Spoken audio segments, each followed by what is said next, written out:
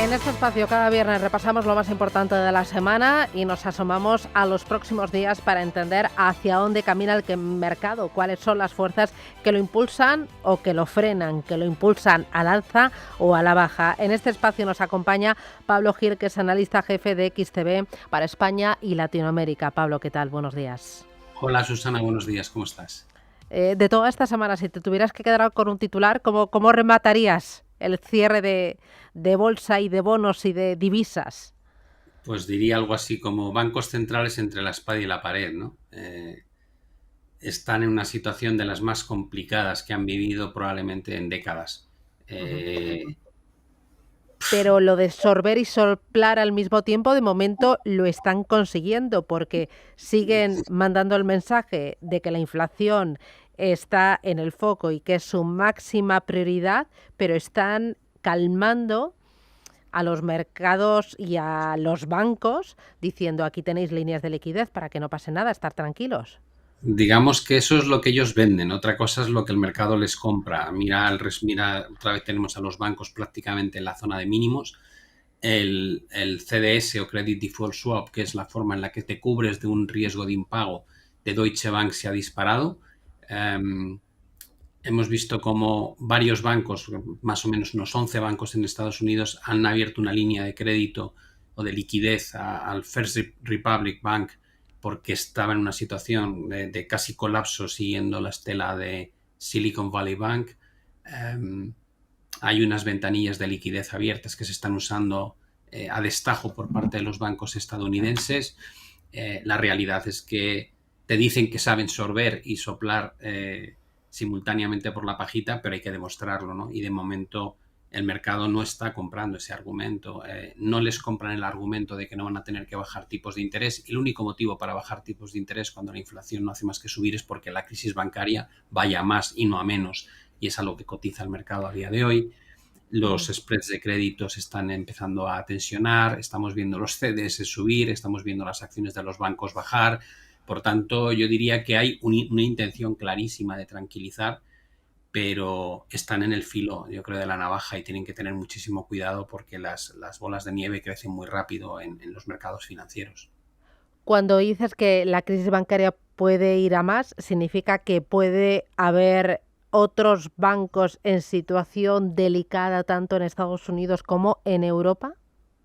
Por supuesto, a ver, la gente tiene que entender que vivimos en un sistema bancario fraccional, lo cual quiere decir que los bancos solamente tienen que mantener una parte muy pequeñita de lo que les entra como depósitos en sus balances, digamos, disponible. El resto lo utilizan. Entonces, vale, ¿qué hacen con ello? Una parte lo dedican a prestar a plazos más largos, es decir, tú dejas tu dinero, Susana va al banco, deja su dinero y te retribuyen al 0% por tu dinero, pero si tú misma vas a ese banco y pides un préstamo, te van a decir que tienes que pagar un 6, un 7 si es de consumo, si es hipotecario un 4, un 3 y pico. Y eso que hacen de no pagarte por tu dinero o pagarte poco y prestarte lo más caro es lo que llamamos el margen de intermediación, es como ganan dinero ellos. Entonces, bueno, el crecimiento brutal de depósitos durante 2020 y 2021 que nace a raíz de las políticas de estímulo fiscal sin precedentes genera muchísimo depósito a los bancos. Como no todo ello lo destinan a conceder préstamos, lo que no usan para préstamos lo que hacen es invertirlo en algo que les dé rentabilidad y en este caso optan por la renta fija. La renta fija tiene poco riesgo sobre el papel si la puedes llevar a vencimiento porque está garantizado que te devuelven tu dinero, pero si tienes que venderla antes de tiempo, tienes que hacerlo a precio de mercado y como han subido mucho los tipos, el precio de mercado genera muchas pérdidas para esas compras que hiciste antes de 2022. Ujú. Es lo que le ha pasado a Silicon Valley. Si tú afloras pérdidas, necesitas más capital, lo cual hace que la gente se asuste y te saque aún más los depósitos. En la banca se ha invertido muchísimo en renta fija con precios muy altos que ahora esas carteras están a pérdida. Con lo cual, mientras no tengas que aflorar las pérdidas, tú aparentemente no tienes problemas en términos de balance. Y dices, bueno, ¿y por qué tendrían que aflorar? Digo, porque se vayan los depósitos. ¿Y por qué se van a ir los depósitos? Digo, pues por dos razones, por falta de confianza o porque te parezca mucho más interesante, por ejemplo, invertir en letras del tesoro al 3,5 o 4% que tener tu dinero al 0% en el banco. Ujú. Si le sacas el dinero al banco y lo inviertes en renta fija, empieza a haber salida de depósitos, lo cual complica los ratios que tienen los bancos y a partir de ahí vuelves a enlazar con el problema original. Por tanto, estamos en un momento en que cuanto más suban los tipos de interés, más complicas la situación de la Mm. confianza en el sector bancario. Entonces, ¿tú crees que los bancos centrales tendrían que haber parado en esa subida de tipos de interés, haber hecho un break? No pueden, por eso hemos dicho que el titular es los bancos centrales entre la espada y la pared. Tienen que decidir si luchan contra la estabilidad de precios o luchan contra la estabilidad del sistema bancario. Eh, Tienen que escoger el daño menos grave, ¿no? Al final no han controlado la inflación. Mira lo que ha pasado en Reino Unido esta Ya. semana, que de repente tras 4 meses de inflaciones cada vez más bajas ha surgido un dato al alza y ha obligado al Banco de Inglaterra a subir otro 0,25 y la propia Reserva Federal tiene una previsión de inflación para este año que ha tenido que ajustarla al alza, tanto a nivel general como subyacente. No pueden parar. Entonces, la prioridad seguirá siendo la inflación, mandarán mensajes, se abrirán líneas de liquidez para calmar y para mandar confianza al sistema financiero, pero según tú, todavía queda dolor. Digamos que intentan hacer algo que es realmente difícil. Por un lado, tienen que restringir el acceso al crédito o encarecerlo para reducir la demanda y, por tanto, que la inflación remita. Por otro lado, esa jugada intentan que no tenga impacto en el sector financiero. ¿Cómo? Pues abriendo esas ventanas de liquidez para que al menos los bancos tengan la posibilidad de conseguir el sustituto a la posible fuga de depósitos. ¿Cuánto tiempo puedes mantener ese equilibrio? Es difícil. ¿Por qué? Pues porque cuando tú inyectas liquidez para ayudar a los bancos, esa liquidez que has inyectado en el fondo se convierte en un factor inflacionista, lo cual te ataca tu problema de lucha contra la inflación. Están en un momento, yo creo, crítico, ¿no? En el que cualquier pequeño paso en falso puede provocar pues, una Ujú. reacción muy negativa a los Ujú. mercados. Esta semana también se ha comentado mucho la decisión de la autoridad de Suiza de darle a los cocos, a los convertibles, a los AT1s un valor de cero. Hay algún bufete muy prestigioso de abogados que ha dicho que eso lo va a llevar a los tribunales, ya sea en Estados Unidos, a Europa o a Suiza. Em, ¿Cómo interpretas lo que ha ocurrido? Se pone en entredicho la seguridad jurídica. ¿Esto cómo ha afectado también al mercado de la renta fija, no solo a este tipo de deuda, sino al conjunto de la deuda corporativa? Bueno, hay que entender lo primero que la legislación en Suiza no es igual que la legislación en Estados Unidos y en Europa y por tanto lo que se Vale. ha hecho en Suiza está amparado por las reglas de juego que tenían aprobadas previamente. ¿Qué diferencia hay? Bueno, básicamente en Europa el primero que tiene que asumir el coste de un colapso de un banco es el shareholder, en este caso el comprador de la acción, el accionista. Cuando al accionista ya no vale nada su inversión, entonces pasa a un segundo nivel que es el acreedor del bono. ¿Qué es lo que ha pasado en Suiza? Que el orden ha sido al contrario. En el caso de UBS ha hecho una oferta de 3.250 millones por Credit Suisse, ha canjeado acciones, por tanto el accionista de Credit Suisse, aunque poco, mucho menos de lo que valía antes el banco, tiene algo de rescate, recibe 3.250 millones a repartir entre todos ellos, mientras que el acreedor del bono ha perdido el 100%. Y eso ha suscitado de repente el pánico podría ocurrir en Europa, podríamos los tenedores de bonos ser los primeros afectados por la caída de un banco y automáticamente el Banco Central Europeo ha salido diciendo que no, que la normativa en Suiza es distinta de la Unión Europea y que por tanto aquí no se aplicaría ese criterio. Aquí el primero que caería Ujú. sería el accionista, pero la gente no debe olvidar que si la situación es muy mala, como pasó con Banco Popular, al final cae el accionista y también cae el tenedor del bono, ¿vale? Es decir, cuando hay un Ujú. colapso, hay un colapso. Ujú.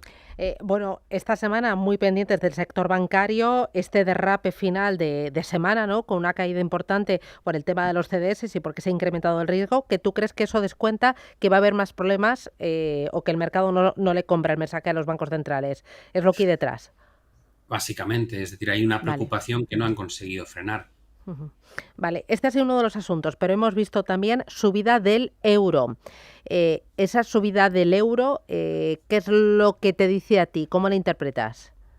Bueno, da la sensación de que el Banco Central Europeo tiene una determinación más clara a luchar contra la inflación con esa subida de 0,50% de los tipos de interés, mientras que a la Reserva Federal se la vio con muchas más dudas, ¿no?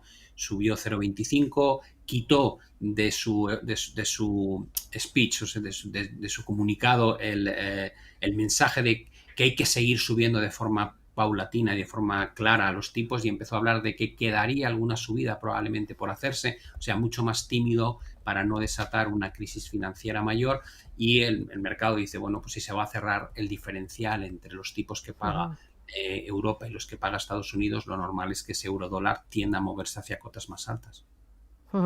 El dinero ha ido al euro y ha entrado también en activos refugios. Antes comenzabas renta fija y también el oro, ¿no? Sí, si tú analizas con una perspectiva global lo que está ocurriendo, dices, bueno, probablemente la lucha contra la inflación no va a poder ser tan drástica como debería ser, lo cual hace que la depreciación del dinero fiat vaya a ser mayor. Si tú crees que tu dinero, ese que tienes en la cuenta corriente, en tu billetera y tal, cada vez va a valer menos, lo que buscas son alternativas, ¿no? Alternativas al modelo financiero que conocemos. ¿Cuáles son? Pues hemos visto compras de criptomonedas, hemos visto compras de oro, un entorno donde volvemos a suponer que si no pueden subir mucho los tipos y la inflación no va a remitir, las tasas de interés reales van a seguir siendo negativas. Eso es un condicionante muy positivo para un buen comportamiento, por ejemplo, del oro y de la plata. Y luego, 2, 3 cositas más. Para la próxima semana, ¿dónde estás mirando ya? ¿Qué te va a preocupar o qué va a ser importante? Bueno, tenemos a finales de semana datos del PCE, que es el Personal Consumption Expenditure, es la medida de inflación que más vigila la Reserva Federal. Con la situación como está, es fundamental ver qué pasa este viernes próximo. También tenemos datos de inflación en Europa, y un día antes, pues datos de crecimiento económico. No es que sea el tema del crecimiento, se está viendo esa ralentización tranquila, no es que sea alarmante en este instante.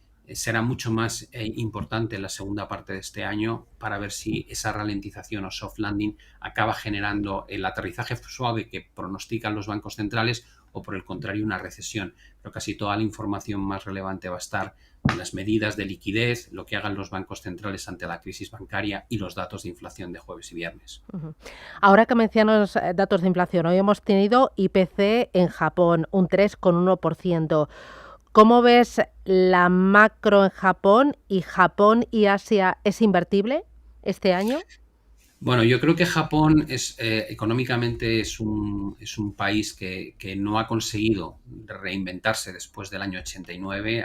Vive en una continua lucha para evitar recesiones. Cada 3 años de media tiene una recesión económica, y ahora se le ha complicado con estas lecturas de inflación que, si bien es cierto todavía son altas, han corregido mucho desde la cota del 4 y pico que tenían. No parece que vayan a cambiar la política monetaria. Si se les ocurriese ser drásticos en ese aspecto, probablemente hundirían la economía en una recesión mucho más severa. Por tanto, yo en Japón intentaría evitarlo como inversor. No creo que estén llevando a cabo correctamente la política ni fiscal ni monetaria desde hace ya mucho tiempo. Y en el caso de China es más una oportunidad desde el punto de vista de que no tienen problemas de inflación y pueden estimular tanto vía monetario como fiscal, y parece que tienen ese objetivo, ¿no? Crecer por encima del 5% este año. Con una caída como la que ha tenido ya la bolsa china, creo que de buscar una alternativa emergente iría por ahí, por la bolsa de China antes que la de Japón. Muy bien, pues muchísimas gracias, Pablo Gil, analista jefe de XTB para España y Latinoamérica. Un auténtico placer charlar contigo. Gracias por Muchas las claves y el análisis. Hasta la próxima. Hasta la próxima, buen fin de. Adiós.